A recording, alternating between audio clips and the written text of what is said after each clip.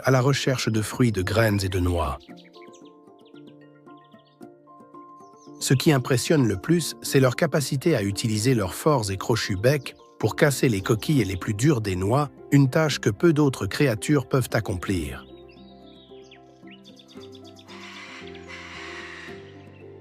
Dieu leur a accordé un bec d'une puissance incroyable, capable d'ouvrir des noix que peu d'autres espèces pourraient accéder, leur donnant un avantage alimentaire. Cela garantit non seulement une source de nourriture abondante, mais aussi la survie pendant les périodes de pénurie. Les haras bleus et jaunes jouent un rôle vital dans le maintien de l'équilibre écologique de la forêt amazonienne. En consommant des fruits et des graines et en les dispersant par leurs excréments ou en les laissant tomber, ils contribuent activement à la régénération de la forêt tropicale.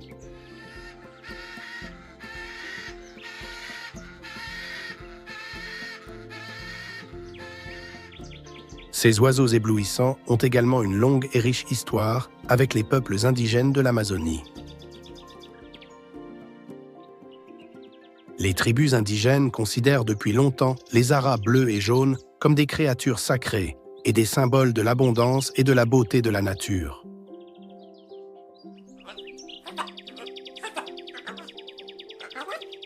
Leurs plumes colorées sont souvent utilisées dans des cérémonies religieuses et culturelles comme un signe de connexion spirituelle et d'harmonie avec la nature.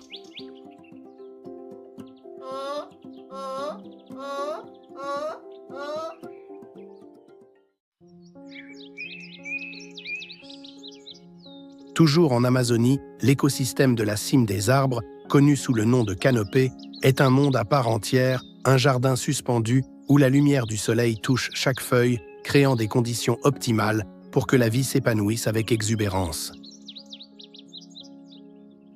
Cet endroit est le foyer de milliers d'espèces d'oiseaux dont les chants mélodieux résonnent dans la forêt comme des hymnes de louange à Dieu qui a créé ce paradis verdoyant.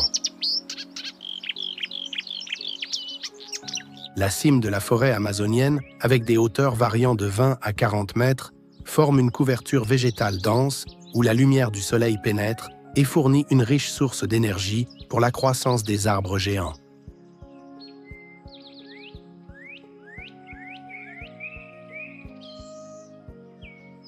Dans les hautes cimes de la forêt